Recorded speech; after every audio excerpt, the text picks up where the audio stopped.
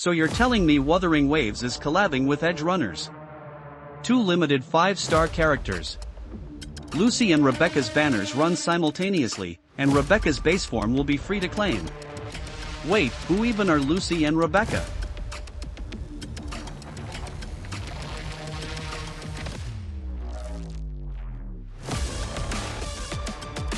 Sorry.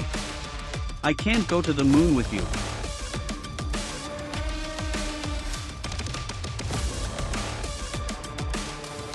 Good morning, afternoon, and evening, everyone. This is Adda, your friendly all-night anime banger. As an ancient veteran who's been grinding since launch with 2+ years of mileage, I have a sacred duty to serve all you future and former rovers to help you dive into Wuthering Waves with zero prior knowledge and lock in that anniversary loot. And lay out the most objective character pull plan for you. The way I see it, a great gacha game has to nail 3 key pillars. First, gameplay. Story, character models, and player rewards. As an action tag gacha, I don't actually think Wuthering Waves' selling point is hardcore action. Koro Games, the devs always put player positive feedback first. High frequency, ultra satisfying feeling combat. Attack systems. Plus a generous perfect dodge window. After a perfect dodge, you flow right into a smooth dodge counter. I'm telling you, even a chicken pecking randomly at your keyboard can pull off a flashy looking combo. Then there's parrying to pressure bosses, breaking their stance to stun them, executions to interrupt boss combos. It puts the player experience in this perfect sweet spot. Not too hard, not too easy. Maxed out positive feedback. That's probably why Wuthering Waves is just so much fun. But that doesn't mean Wuthering Waves isn't hardcore. Because in plenty of areas, it really is hardcore. Like the storytelling. Especially in the main story, Koro obsessively piles in real-time cutscenes and CGs, from tiny details like character micro-expressions to huge moments like grand battle sequences. You can genuinely feel the devs' dedication. And to avoid visual fatigue during those unavoidable static dialogue scenes, the team layers in tons of motion and clever camera work. They even keep improving and optimizing every single patch. Especially since a certain version update, Wuthering Waves story is now the best game story in my heart. No arguments accepted. Hee hee. Anyway, that's probably why the storytelling here is so good. Another thing, Wuthering Waves character models are absolutely cracked. Koro spares no expense on character modeling. This near insane, picture-perfect obsession with detail is honestly terrifying. If, like me, you spend your free time messing around with character outfits, you'd know just how mind-bogglingly complex these models really are. Not just that some characters have completely separate model sets, from body type to attack animations to skill finishers. Not to mention the absurd number of idle animations. I'm always warning friends who swear they won't pull new characters. I hope when the character actually drops, you can still hold that promise. That's probably why Wuthering Waves characters look great and play great. Is that all the game has going for it? Hardly, but due to time constraints, I'll let you discover the rest for yourself. Alright, time to officially jump into the game. But first, some basics. The paid pull currency you buy with real money is called Lunite. It converts 1:1 to the in-game free pull currency, a strike but not the other way around. 160 a strike 1 pull 1 radiant tide. Or 1 forging tide. There's also another pull currency, the green tides, and those can only be used on the standard banner. Very low value. So never, ever convert a strike into green tides. Even whales, don't do it. When you're union level. Hits account level 5, the convene banner system unlocks. 80 pull soft pity. 160 pull hard pity. All featured 5-star characters in Wuthering Waves are limited and can't be pulled from the standard banner. If they're not up, you simply can't get them. Between the up character and standard 5 stars, soft pity is a 5050 split. If you don't get the up character, you lost the 50-50, and you continue into hard pity. Hard pity guarantees the up character. Whether you win the 5050 or hit hard pity, both reset back to soft pity. Starting at pull 65, rates ramp up, usually you'll hit gold around pull 70. The first copy of the character you pull is the base unit, which veterans call S0 sequence 0. The second copy is S1. The 7th is max sequence S6. For signature weapons, the first one is R1. The 5th is max refinement R5. So when you newbies see 01, it means base unit signature weapon. 11 is S1 signature weapon. 65 is max S6. Plus a fully refined R5 weapon. Wuthering Waves runs on a fixed 42-day version cycle, split into 2 halves of 21 days each. Per version, F2P players can earn roughly 90 to 120 pulls. Small monthly pass holders get 18.75 pulls. Big and small pass holders get 28 on top. The expected pull count for a 01 is 138. As you can plainly see, theoretically a pure F2P player trying to hit 01 every version is gonna struggle. With a small monthly pass, those odds shoot way up. So, where are the rewards? If you start playing in 3.3, after hitting Union level 8, head to the second anniversary event page and claim 10 free pulls. After May 23rd, you can claim another 10. And if you're planning to pull the anniversary main DPS Hiyuki, there's a pull and reclaim event that nets you another 10 pulls. This drastically shortens the time it takes to get Hiyuki. These are anniversary bonuses and aren't included in the previous count. I gotta say right now is the absolute prime time for newbies to start and veterans to come back. Now, does skipping resonance chains hurt the experience? A 0-1 in Wuthering Waves is already complete form within a proper team comp. It fully fulfills its role. But Resonance Chain adds passive bonuses or new effects to a character's existing kit, and the boosts are massive. Honestly, having Resonance Chains feels way better. Wuthering Waves loves boosting player experience. The byproduct of pulling wave bands fed into the Resonance Chain comes from Afterglow Coral, and you can buy up to 2 chain nodes per character. And many characters S2 is a massive power spike. It takes your character from doing the job to doing the job effortlessly. So for low to mid spenders, you need to bank your Afterglow Coral. Wait for your favorite main DPS up, pull base signature weapon, then burn that coral to push to S2 in one shot. Huge boost to your account's overall experience. Now what about signature weapons, are they important? For main DPS, super important. If you want your main DPS to do their job, give them the signature weapon. Good news, the weapon event convene guarantees you the limited 5-star weapon for every 80 pulls, it can't lose the 50-50. So at the absolute latest, around 70 something pulls and it's yours. For sub DPS and supports, signature weapons aren't required. Skipping them doesn't break their role. So the bare minimum team setup is 0-1, 0-0, 0-0, 1 DPS with weapon, 2 on just the base unit. All of this is available equally to every player. And brand new players just starting out have one massive advantage: open world exploration. Main quests, side quests, and permanent events all give one-time pull rewards. Not counting standard banner pulls, that adds up to over 400 pulls. For a 61 character, the expected pulls to lose 2 win 5 is 470. Add in each version's 100 pulls. Yeah, if you start during the anniversary version, you can theoretically pull a 61 Hiyuki right out the gate. Next version, snag a 0-0 Lucilla and a 0-1 Lucy, plus the free Rebecca. In a very short window, you'll have 2 complete teams. And the spending cost is likely less than 1 small monthly pass. But this plan has serious downsides. First, Afterglow Coral mostly comes from standard banner pulls. If you're crazy lucky and rarely lose 50-50, even counting standard pulls, you might not have enough to grab 5 chain nodes. You might need a lose 6 win 1 ratio. Second, emptying out all the permanent rewards at once leaves your future pulls tight. There's even a term for it, wringing Wuthering Waves dry. Third, the gap between S6 and S0 is enormous. If you start out experiencing S6 level damage, your future S0 pulls will feel completely bland. That leads straight to quitting or whipping out the sacred 50 top-up. Of course, if your family owns an oil well, ignore everything I just said. Hiyuki debuting in 3.3 Phase 1 is a limited Glacial Sword main DPS, and is the anniversary big DPS. Her kit, damage, and open world performance are all top tier. Even better, her future is incredibly bright. And all that praise is before her dedicated sub DPS even arrives. Highly recommended as the first main DPS for any newbie, and her team comp is strongly recommended too. As for Resonance Chains, S2, S3, and S6 are all massive upgrades. So my recommendation, after starting, pull Hiyuki's S2 or S3. Lose 1 win 2 or lose 1 win 3 are both great deals. Leftover pulls can either round out Hiyuki's team comp or fund a second team comp to broaden your roster, exactly what newbies always lack. Her sub DPS doesn't arrive until next version, 3.4 Phase 2. The support, Chisa, reruns in 3.3 Phase 2. Currently the perfect logical slot 3 for Hiyuki. Between those two. For newbies, Lucilla Chisa. Pulling the base unit, pulling their signature weapon. The 3.4 Phase 1 collab characters, Lucy and Rebecca. I gotta say, these might be the absolute best value units in all of Wuthering Waves. Like I said earlier, playing Wuthering Waves nowadays demands very complete team comps. And Lucy Rebecca are essentially half buy one get one free. All you need to do is pull 0-1 Lucy, bring the free Rebecca, and your team comp is set. Massively eases the early game pain of having a thin roster. Reruns in 3.3 Phase 1. She works as both a sub DPS and a main DPS, and the team comp differs by role. As sub DPS, she's better paired with Augusta in the Sun Moon comp. As main DPS, she's better paired with Lene in the Moon Lene comp. Both her main DPS and sub DPS strength are solid. Problem is, we can't pull Augusta right now. Can't pull Lene either. Overall, her priority is nowhere near the new big DPS Hiyuki. The other support situation is more complicated. Wuthering Waves' 3 current supports, Shorekeeper, Mornai, and Chisig correspond respectively to direct damage teams, status effect teams, debuff teams, and echo teams. The Deep Sea team has no dedicated support, there are tons of slot 3 options, so I'll temporarily group it under Shorekeeper. From 3.0 onward, main DPS Imi has 2 team comps, Tremor Harmony and Status Effect. Featuring Look-Herson as sub DPS, Deep Sea variants, and Hiyuki's effect synergy. And in the highest difficulty in-game events, Mornai can be deployed twice while Chisa only once. So we can confidently say Mornai is more universally usable than Chisa and even Shorekeeper. However, Wuthering Waves' current pull planning isn't decided by universality anymore. The real thing that should decide whether you pull Mornai is which main DPS you're pulling and whether they can form a comp with her. Personally, I think newbies are actually short on main DPS more than supports in the early game. Not supports. Mornai is no harm either way, depends entirely on your resource situation. As for Phase 2's Frolova, as a main DPS, her concept is mid and the current meta environment is rough. Her S2 is super strong, but the meta is still bad. So I only recommend her S2 team comp. Tania is the sub DPS for Emi and Lupa pull as needed based on your situation. For a deeper dive on those two, check out my previous video, won't expand on it here. We've covered a lot and I'm worried I haven't been clear, so let me wrap with a summary. Pull planning in Wuthering Waves matters a lot. It directly determines whether your future account is a meta account or a casual fun account. But remember, newer characters always have better meta and resonance chain value than older ones. Try not to backfill resonance chains. Pull as they come, don't wait until everyone else has had their fun. The only exceptions are S5 and S6.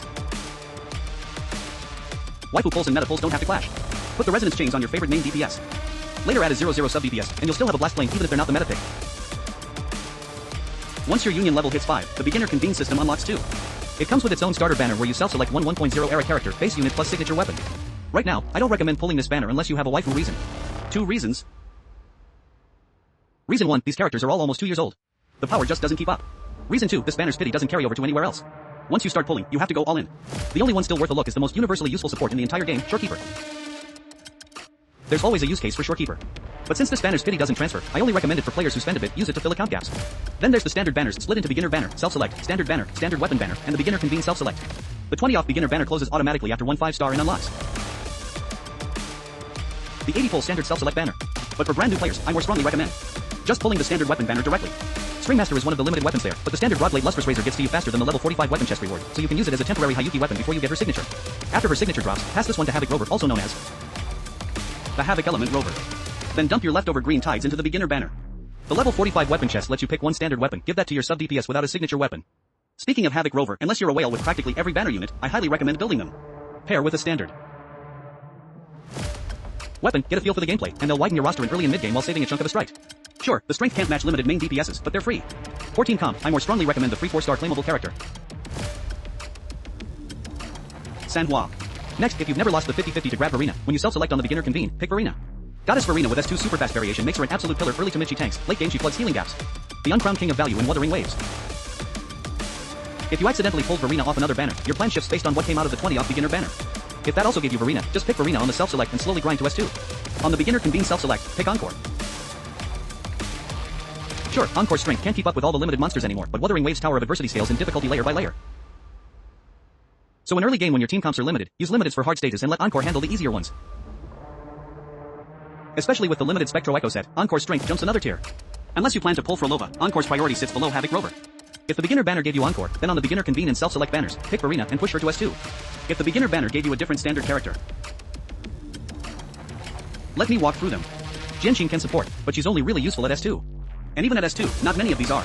This one is jokingly called the strongest resonator in Solaris and the theoretical snow leopard, Ling Yang. If you pull either of these, I do not recommend investing resources. Just leave it. Just call it a banner bug. Now let's talk about spending in the shop. Premium currency you buy is called Lunite. The most cost-effective option is hands down the monthly pass. 5 a month gets you 300 Lunite plus 90 a strike daily. That's 2,700 a strike total, and the 300 Lunite converts to 18.75 pulls. If you're planning to spend it all, this tier is a must-buy. Lunite can also be used for gift packs and skins. Personally, for light spenders, I recommend saving Lunite for skins. Next up is the premium monthly pass, 9.99 for 9.25 pulls plus tons of mats. For new players, this one's actually pretty valuable. If your budget allows, grab both passes together. The weapon from the premium pass is fine to use, but don't buy it just for the weapon chest. Above that is the double Lunite top-up. Make sure to clear the double value first before considering bundles with pull items, since the double Lunite gives more bang for your buck. Whether you pull unlimited or standard banners, you'll earn 2 types of coral. We've talked about Lustrous Tide before, it can be exchanged for sequences.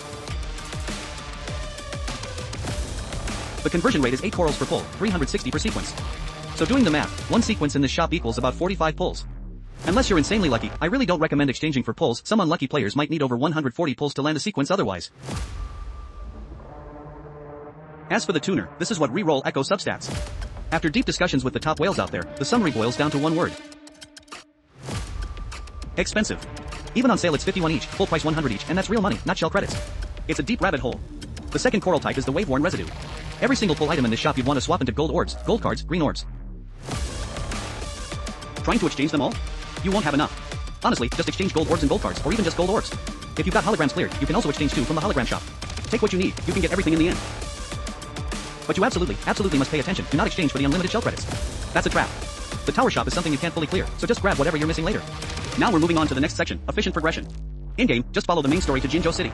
Thanks to optimizations from Kuro, you now have 3 options. Continue the prologue main story. Jump straight to chapter 2, or jump to chapter 3. I strongly recommend story enjoyers start from chapter 1 in order. For non-story players, I recommend jumping straight to chapter 2. The 3 chapters differ in travel methods compared to chapter 3's motorcycle upgrades and chapter 2's swarms of pesky mobs. It's basically baby easy mode. Treasure chests give shell credits, the whole map is flyable, and optimization is better. Note, starting from Chapter 1. Act 4, Title Heritage and Companion Quests will have instance domains. These domains contain chests, and they're one-time only. If you leave the domain, there's currently no other way. To re-enter, the proper move is to open Dilly and search. Search Zaya Zayugan on his homepage, type Chapter 1 Act 4, the titles will clearly tell you exactly how many chests each quest contains. Returning and new players can freely switch in Trial 1.0 characters, making early progression a breeze. Then back it up with Jinjo's Panhua restaurant, the new player's secret weapon, Jinjo skewers. It's currently the only food that boosts flat ATK. ATK scales with character level, higher level, stronger. Flat ATK scales inversely, the weaker your character, the more impact it has. Available at Union level 1, lasts 30 minutes, basically unlimited supply. If you don't want to spend shell credits, you can cook it yourself. Within Union level 10, it literally doubles your attack, you'll one-shot mobs. Once you pull your first limited main DPS, you'll dive deep into the ecosystem. Think of echoes as your character's gear. They're categorized by cost score, cost 1, cost 3, cost 4. The 3 costs come from boss drops, elite drops, and mob drops respectively. The total cost score a character can carry depends on your databank level. At databank level 90 level 21 actually, each character can carry up to 12 cost total. We need to mix and match within the 5 echo slots to get as close to that 12 cost cap as possible to maximize value. Skipping the math here. 43311 is exactly 12, which is the standard setup for most characters. But some, like Cartethia or certain S6 characters, use 44,111 instead. In the echo slot UI, the main echo slot is already separated out for you. Equipping an echo in this slot grants the character an echo skill. Boss dropped cost 4 echo skills are usually much stronger. So 90 of the time, you'll equip a cost 4 in the main slot. That way you get an extra powerful echo skill. Echoes come in 4 rarities, gold, purple, blue, green. Gold is the best. Get your data bank to level 15. And dropped echoes have a 30 chance to be gold. At Union level 40, you can push data bank to level 21, and then 100 of drops are gold. Data bank levels up by absorbing entries into the catalog. Each echo rarity, gold, purple, blue, green, has its own catalog. They each grant matching XP. There are shortcuts, for example, if you absorb a gold echo. All 4 catalogs gold, purple, blue, green get 55 XP combined. Returning and new players can also grab roughly 1000 data bank XP via the trial character page. So you don't really need to grind catalogs intentionally. Echoes have a main stat, secondary stat, and substats. The main stat varies by cost and has different stat pools, with values scaling fixed with echo level. For example, a gold 4-star with crit DMG maxes out at exactly 22 crit rate or 44 crit DMG. An echo with the correct main stat is called a blank in the community. And the tuner item lets you pick the main stat for unenhanced echoes, saving us tons of time grinding for blanks. This item isn't rare at all. Events also give them out, it's Wuthering Wave's way of cutting down the grind for players. The secondary stat isn't something to worry about, it has no range. Cost 4 and cost 3 always give ATK, cost 1 always gives HP. The values scale with level 2. The substats, on the other hand, are super RNG. Every time we enhance to 5, one substat unlocks up to 5 total. Substat values vary, with 8 fixed tiers. Stats useful for the character are called effective stats. Beyond just being effective, you can also chase high or max rolls. As you can probably tell, this ecosystem is basically the lottery if you want perfection.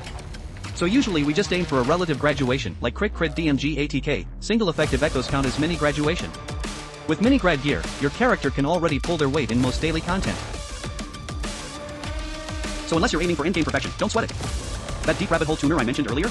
That's what's used to re-roll those substats. Locking 1 to 2 stats costs 1 tuner, locking 3 costs 2, locking 4 costs 3. If you absolutely must use it, I only recommend it on echoes with max crit rate or max crit DMG to roll for double crit. Or on echoes already double crit maxed crit DMG to roll more effective substats. Non-maxed crit DMG values aren't worth burning tuners on. Echoes also have set bonuses. A character's graduation requires triggering the full set bonus. Currently in Wuwa, aside from the 5-piece sets, there's also a 32 split. But that's only viable for 3-piece bonuses. Important, whether 5-piece or 3-piece, you need 5 completely different echoes, otherwise the set bonus doesn't trigger. If you want 4 effective or 5 effective echoes, or even max crit rate and max crit DMG, that's a whole different field of arcane study. Superstitious rituals include but are not limited to praying, ritual offerings, goo cultivation, dual distribution of echoes, etc. Just a few notes here. 1. Don't mindlessly max every echo to 25, you won't have enough tuners. Occasionally going all in is a form of wisdom. 2. 2 cost 4s guarantee 1 cost 3. 4 cost 3s guarantee 1 cost 4. The echoes drop based on your data bank level. 3. Use your wave plates to reroll main stats in the data bank, you can reroll 10 at once. For if you don't know what to do with leftover stamina, grind the Tayset field for your unfinished main DPS. You can't go wrong. 5. Once your data bank hits a certain level, you get a weekly guaranteed echo drop count. Cost 4 and cost 31 are calculated separately. Once you've pulled your first limited DPS, you'll need to build their echo set. New players can go straight to the new character's Tayset field through the synthesis menu, no need to clear the story first. But early on, your account level might be too low to drop gold echoes. That's where we go to a permanent event unlocked at Union level 17, Lost in Dreams. Spend 400 or 800 peace streams here. To get gold cost 3 selectable chests. For Hiyuki, pick Freezing Frost. For Arrow DPS, pick Sierra Gale. For Frolova, Chisa, and Havoc Rover, pick Sunsinking Eclipse. Slap them on, max level, all substats unlocked. This tiny investment has zero impact on your late game ecosystem, yet immediately gives you 100,000 100 200 flat ATK, 60 element DMG bonus, and 10 substats. This event also lets you trial max level characters, mob mowing parkour, story can be skipped without consequence. If you're starved for resources, exploring the open world aka mowing the map is non-negotiable. You can follow Zayugin's all-in-one exploration guides on Bilibili to guarantee 100 collection, or just explore freely. Each map in Wuthering Waves has a totally unique style. If your account level is lagging behind during exploration, press F2 to open the Rover's Journal and knock out objectives one by one. Every 10 levels raises your character's ascension cap, massively boosting power. Highest character at 90? Always make sure to use the trial leveling feature to mirror level other characters. On wave plate usage, here's my priority order. Main DPS character level, weapon level, key skills, echoes built decently. Then move on to sub DPS and healer investment. The more you funnel resources into your main DPS, the smoother your progression. Once you're past the early grind and into the endgame Union level. At level 40 unlocks End State Matrix. The 3 rotating endgame activities are Matrix, Tower of Adversity, and Whimpering Wastes. Matrix is currently the top priority to conquer. Each major version lasts 42 days, one cycle gives 400 a strike. Tower and Whimpering Wastes reset every 27 days. With 800 a strike per cycle. But before that, you'll want to master Wuthering Waves' 2 core mechanics, the element counter system. Simply put, same elements get resisted by enemy resistance, so you need varied element teams to counter. The other mechanic is intro and outro skills. This is the foundation of building solid team comps. Left of the HP bar there's a circle, that's the concerto gauge. When it fills with a ding, your off-field characters light up. That's when you can do a special swap. The incoming character releases their intro skill, usually damage or a buff. And the outgoing character releases their outro skill. Typically, main DPS outros deal damage, sub DPS outros buff the next character, and healers buff the whole team. This perfectly demonstrates the basic rotation system, 3-2-1 swap. Healer slot 3 swaps to sub DPS slot 2, buffing the whole team. Sub DPS slot 2 swaps to main DPS slot 1, buffing the main DPS.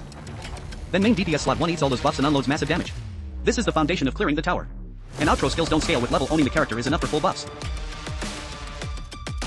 So new players in early mid-game should funnel resources into each team's main DPS to maximize efficiency. Domains and instances use the vigor system, each character costs 10 vigor to clear, and clearing requires at least 40 vigor. So you need at least 4 teams, 3 strong, 1 weak. Wuthering Waves also has a cumulative score system, hit the threshold and you get full rewards. Just need 2 teams. These activities have staggered reset times. They're where your roster depth and planning get tested. Plan your characters well, build their echoes well, with a deep enough roster, they're not hard. But if your characters lack investment, and also lack mechanical skill, you'll have to make up for it with technique. Get one of the 3 and you can comfortably clear Tower and Matrix. Matrix combines both endgame mechanics into one high difficulty cyclical activity, centered around team comp, element counters, and strategy. Harder than the first 2. You need at least 4 strong teams to claim full strike rewards. Beyond that, you can run even more teams to push for higher scores. But rewards beyond the strike max are pretty minimal, it's more about self-challenge. There's also a weekly check-in, 1000 gates. Super simple. Gives 1 pull per week. Just bring a character with 150 score bonus, and you can clear it in 1 shot. Lastly, some viewers ask, why are all your videos high difficulty content? Looks exhausting. That's totally my bad. Wuthering Waves actually has tons of chill, brain off content. Most of it doesn't even need a guide. No fixed characters or sequences required. Have you ever seen click to claim a strike? Wuwa has it. For us veterans, daily routine is just 2 taste field runs, 30 seconds, then log off. Plan out your monthly tower and Whimpering Wastes, and that's maybe 15 minutes. The only time consuming one is grinding Matrix. But if you're not into it, you don't have to grind it. Just claim the max strike and bounce. The strike rewards are actually super easy to get. Overall, on my own 3 accounts, I've stacked up over 200,000 strike combined. I promise you, picking up Wuthering Waves will not be a decision you regret. Okay, time's running short, so we'll wrap up here. I highly recommend new players come back and rewatch this video after playing for a bit, you'll have so many new realizations. If anything's still unclear, follow me in DM, I'll answer regularly and walk you through it. Last but absolutely not least, huge thanks for the likes, follows, and your support. That's a wrap.